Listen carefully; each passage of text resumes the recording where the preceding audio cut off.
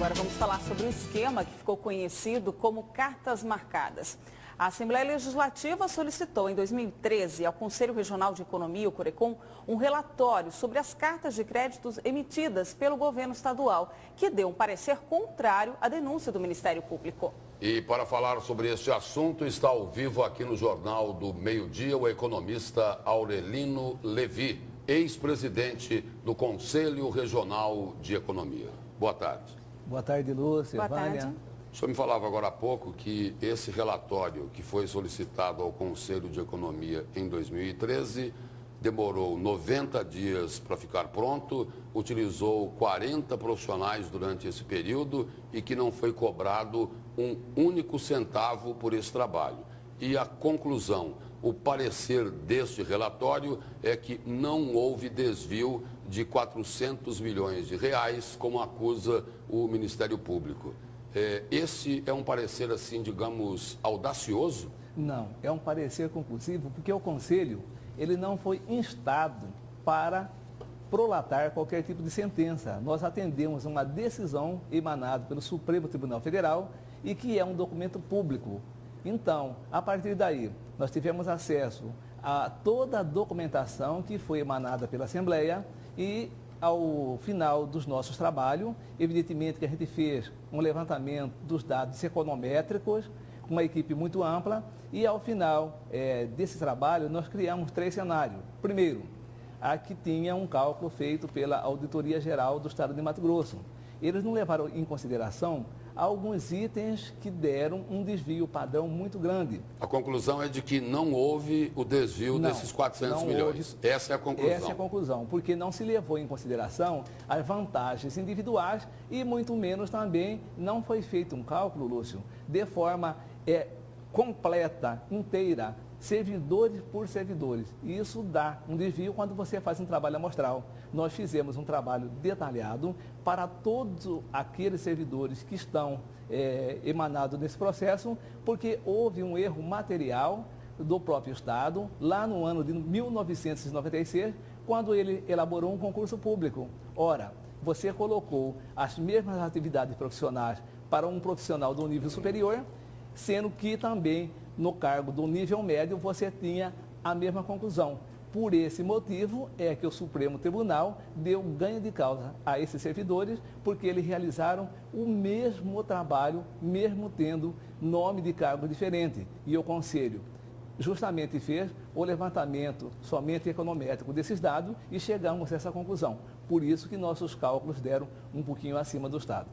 Bom, agora há pouco eu e o Lúcio conversávamos, a gente lembrou também que o CORECON está sobre intervenção federal, justamente por ausência de prestação de contas durante a gestão do senhor como presidente.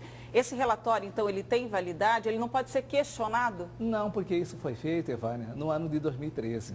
E esses dados são públicos. O que acontece com o Conselho é um outro assunto, é uma questão de falta de habilidade profissional que já está sendo resolvido e que a auditoria, no caso, emanado pelo Conselho Federal, está presente e ela mesma já se manifestou que não houve nenhum tipo de malversação de erário público, não houve nenhum desvio, simplesmente não foi feito um procedimento técnico contábil que deveria ser feito, mas que agora já está sendo regularizado e que na próxima gestão, em 2015, estará tudo normalizado dentro do padrão com uma nova equipe de conselheiros.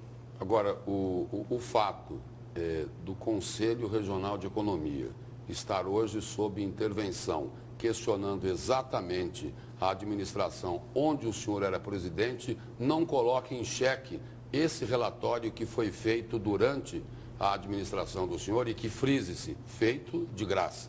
Veja bem, Lúcio, o Conselho é uma autarquia federal criada no ano de 51. Diferente de outros conselhos mais jovens, todo ano tem eleição no Conselho para eleição da nova diretoria. Então, todo ano é feito uma troca de gestão. 1/3 dos conselheiros e também a condição de presidente e vice. Não tem nenhum problema porque não se manifestou nenhum tipo de vamos falar assim, de recursos, nem público e nem privado, para a elaboração desse documento. O que houve, vamos falar assim, nesse trabalho, foi uma colaboração de professores da UFMT, que nos deram também um suporte técnico vamos falar assim, estatístico para que nós chegássemos a essa conclusão. Conclusão é essa, que a gente não fez nenhum tipo de cobrança, em virtude, inclusive, dessa falta de informação que a sociedade mato-grossense tem em relação a esses procedimentos. Agora, é um trabalho exaustivo, né? Exaustivo. Quer dizer, o que estranha é não se cobrar nada por um trabalho tão complexo como esse. Não houve nenhuma cobrança. Por quê? Porque a gente entendeu que não deveria ser cobrado, porque senão teríamos que fazer num outro formato. E outro formato não teríamos tempo necessário para tal.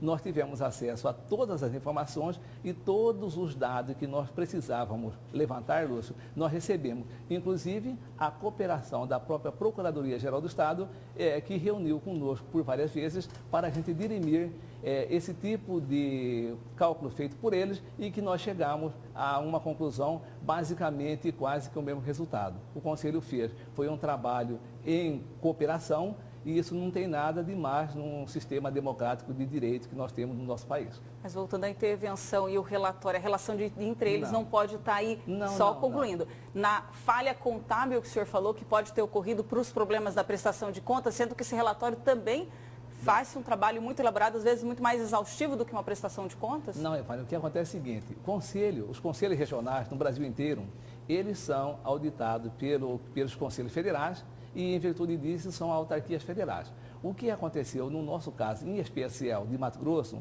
foi que o procedimento contábil não foi feito algumas peças que não chegaram a tempo e que o plenário do federal não gostou daquele tipo de relatório. Mas não tem nada de ver com dados econométricos feitos numa decisão. Agora, e o fato dos beneficiários dessas cartas de crédito estarem aí na mídia reclamando que eles não receberam o que tinha direito, que as cartas de crédito, de repente, de alguém que tinha direito, foi dividido em 5 ou 6, ele recebeu 2, as outras sumiram, desapareceram, isso também é normal ou não? O que deve ser analisado, Lúcio, que não é uma responsabilidade nossa, é se essa pessoa que está emanando essa informação, se ela assinou o documento ou não para aquele procurador.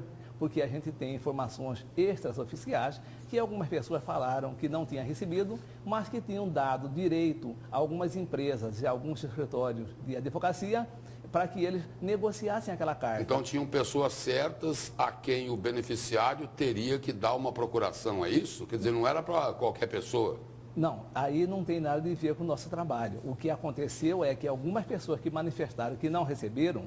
Mas o senhor está defendendo o cálculo, por isso que o senhor... Não, o senhor defende o cálculo que foi feito, de que estava correto. Nós tivemos, aí a nossa responsabilidade foi em cima de um cálculo e não de pessoas. Lá tinham mais de 500 cartas de crédito e nós não entramos na veracidade, Lúcio, das cartas. Nós pegamos um relatório que foi emanado pelo Supremo, em cima dele que nós manifestamos todos os nossos trabalhos de checagem nos valores econométricos no período compreendido entre 1996 até o ano de 2008.